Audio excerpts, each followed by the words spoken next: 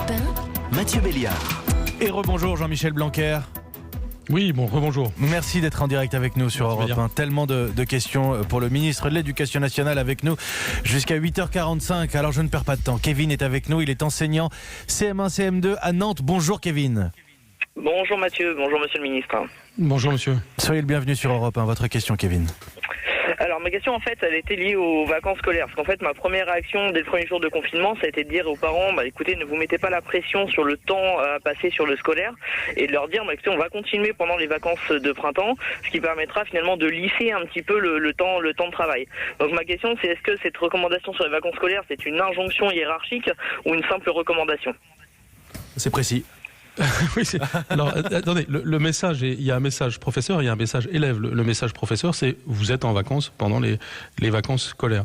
Sauf ceux qui sont volontaires pour aider au soutien scolaire. Le message élève, c'est vous êtes en vacances, mais comme dans toutes vacances, vous pouvez avoir du travail que les professeurs vous ont donné avant le départ en vacances.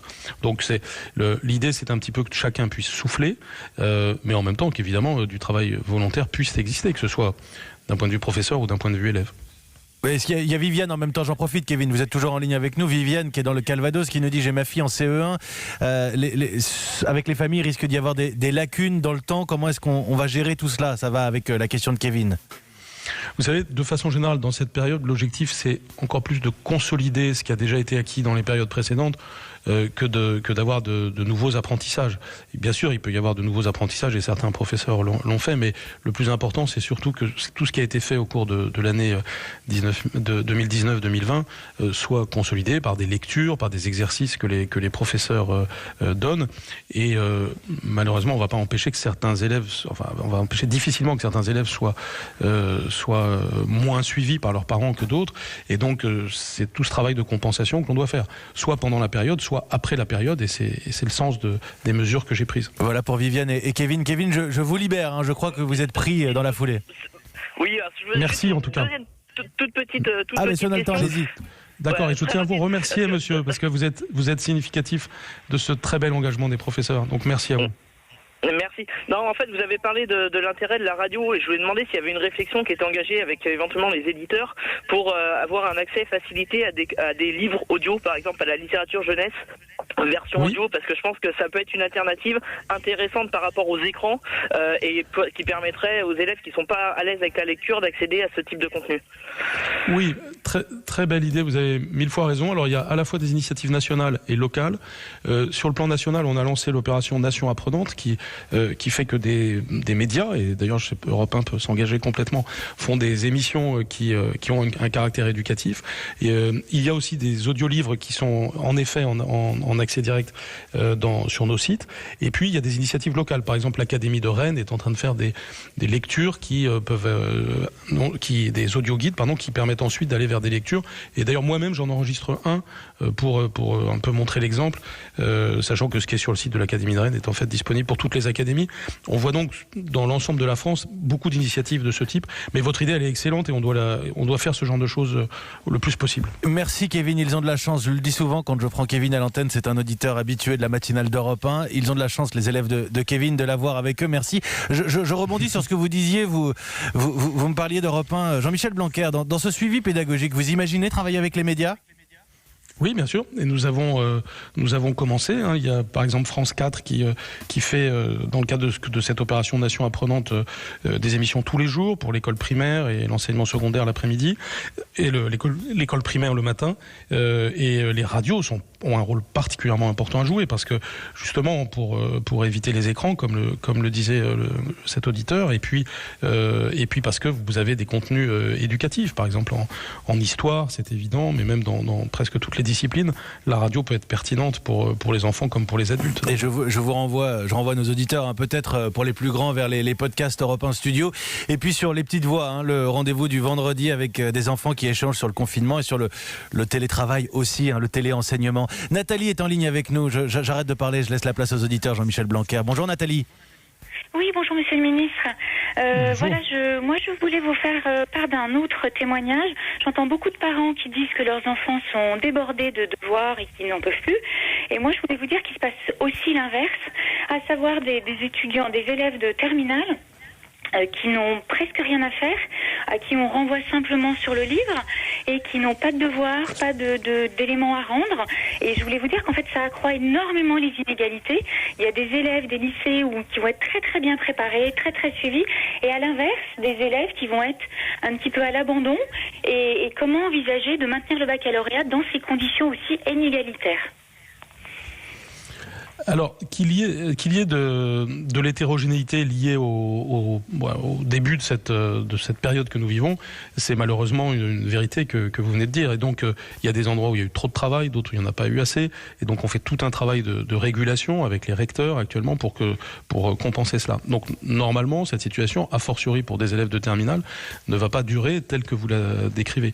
Lorsqu'il y a un problème de ce genre, il faut appeler le chef d'établissement, puisque les proviseurs de lycée comme les principaux de collège font des permanences, sont à leur poste, et vous appelez pour décrire le problème de façon à ce que, avec le professeur principal de la classe de votre fils, entre parenthèses en terminale maintenant il y a 2 professeurs principaux, et bien ces professeurs principaux font la coordination des différents professeurs pour qu'il y ait une charge de travail normale à donner à tous les élèves. Merci Nathalie. Ça répond à votre question Nathalie ? Je ne sais pas si Nathalie est encore en ligne avec nous. Oui, mais c'est vrai que vous savez qu'il est très difficile d'intervenir sur des professeurs. Donc, Non, mais actuellement, si vous voulez, les professeurs font leur charge de travail normale, si je puis dire. C'est dans des conditions complètement anormales. Et donc, qu'il y ait de l'hétérogénéité, c'était sans doute inévitable, mais il y a une coordination qui est vraiment organisée à l'échelle de chaque établissement. Je ne vous dis pas que dans la réalité, tout est parfait. Il peut y avoir toute une série de problèmes. Mais en tout cas, ça a vocation à être résolu. Encore une fois, en appelant le chef d'établissement. Vous avez même un numéro vert de votre rectorat si vous posez encore des questions, mais vous devez avoir une réponse aux problèmes que vous posez. Merci Nathalie, en tout cas, de votre question ce matin au 39-21. Jean-Michel Blanquer, je vous emmène sur un tracteur en Haute-Saône avec Yannick. Bonjour Yannick. Bonjour. Soyez le bienvenu sur Europe 1. Votre question pour le ministre de l'Éducation. Bonjour, monsieur le ministre. Non, bonjour moi, monsieur. Un petit peu, vous présentez la situation aujourd'hui. On est agriculteur avec ma femme sur une exploitation agricole type polyculture élevage. On a 5 enfants du CE2 à la terminale première. Et je voudrais juste vous demander comment faire pour faire notre travail qui est d'intérêt public, puisque le ministre de l'Agriculture a dit qu'on faisait partie d'un maillon essentiel dans les soucis qu'on a aujourd'hui. Et comment arriver à faire notre journée de travail, plus 5 enfants, un ordinateur et des enfants avec des difficultés scolaires. Donc moi, aujourd'hui, c'est quelque chose qui est absolument impossible. D'arriver à faire l'école pour des enfants. On n'est pas professeur, on est agriculteur, et soit on sacrifie notre travail à la ferme, soit on sacrifie... Oui, vous n'arrivez pas à gérer les deux, je l'entends, et le cas de Yannick n'est pas un cas isolé, Jean-Michel Blanquer. Bien sûr. D'abord, je comprends totalement ce que vous dites, monsieur. Je veux d'abord vous remercier, comme tous les Français doivent le faire, pour le travail que vous faites, parce qu'en effet, c'est absolument indispensable pour le pays. Et bien sûr, personne ne prétend, et certainement pas moi, que tout parent doit se convertir en professeur. Professeur, c'est un métier, et on ne peut pas s'improviser. Donc vous êtes juste en appui de vos enfants, et si vous travaillez, vous ne pouvez pas facilement l'être. Et ça, je comprends parfaitement. On est, encore une fois, dans une situation hors du commun. Dans ce type de cas, bon, bien sûr, chaque famille est un cas particulier. Souvent, les aînés aident les plus jeunes. Mais ce qui est très important, c'est que vous puissiez bénéficier pour vos enfants d'un soutien personnalisé pendant les vacances de printemps, justement. Ce système dont je parlais tout à l'heure. Et notamment, ça se traduira par des coups de téléphone individualisés pour les élèves qui en ont besoin.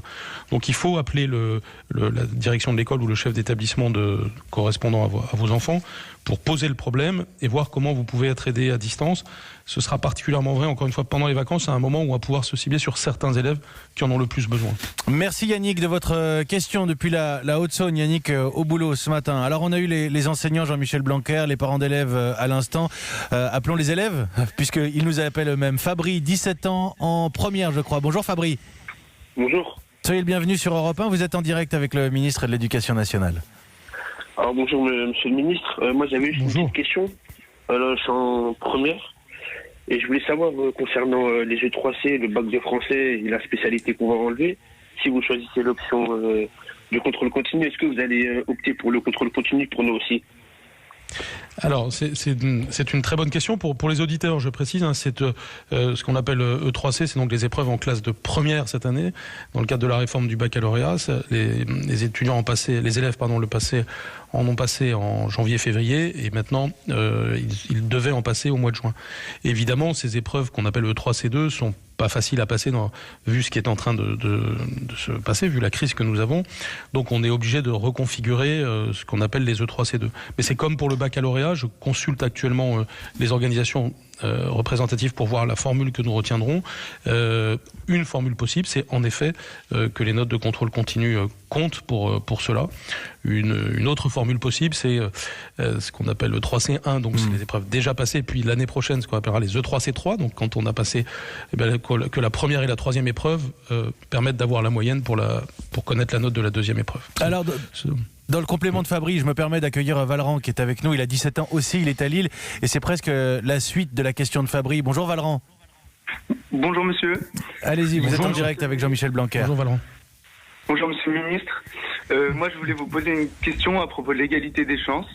Donc on sait qu'il y a des lycées dont la notation est plus dure. Selon les établissements, elle est différente. Et moi je me posais la question, comment avec le contrôle continu on pouvait considérer que cette situation était égale, puisqu'il y a notamment des écoles qui demandent des certaines notes au baccalauréat. Et étant donné que la notation est différente, on n'aura peut-être pas les notes nécessaires pour aller dans ces universités, alors qu'en réalité, ces notes, on les aurait eues au bac. Oui, le contrôle continu pose ce type de problème. C'est pourquoi d'ailleurs, si on le faisait, il faudrait des commissions d'harmonisation entre établissements. C'est d'ailleurs ce qu'on fait pour les épreuves de 3C, justement, c'est pour éviter les trop grandes différences de notation entre établissements. Donc c'est quelque chose qu'on sait faire, cette harmonisation entre établissements. De façon générale, pour toutes les solutions que l'on retient, on trouvera toujours des avantages et des inconvénients. Et je ne vais pas masquer qu'il y a certains inconvénients parfois. Mais ce qui est important, c'est que ce soit la solution qui a le plus d'avantages par rapport aux inconvénients que l'on retienne. Si c'était le contrôle continu, on mettrait en place ces commissions d'harmonisation. On mettrait aussi en place des épreuves orales pour le rattrapage, pour ceux qui n'auraient pas la moyenne au titre du contrôle continu. Ce serait évidemment une mesure nécessaire, là aussi pour que les élèves puissent garder toutes leurs chances. Merci d'abord à nos deux lycéens, Fabri en première et Valran en terminale, qui ont eu le réflexe 39-21. C'est pas toujours évident quand on est un enfant, même un ado, d'appeler la radio pour parler au ministre de l'Éducation nationale. Je leur souhaite bon courage et bravo d'avoir effectivement appelé et posé ces questions qui sont ultra pertinentes. Mais on travaille pour que ça se passe bien pour vous pour la suite. On ne veut pas que vous perdiez une année. Le message de Jean-Michel Blanquer, le ministre de l'Éducation nationale. Je salue aussi Richard, Nathalie, Isabelle, Déborah, Pierre-Axel, qui entre autres ont envoyé des questions aussi. Jean-Michel Blanquer, merci beaucoup d'avoir joué le jeu et d'avoir répondu aux questions de nos auditeurs en direct ce matin sur Europe 1. La radio ouverte, il est 8h44. Europe 1.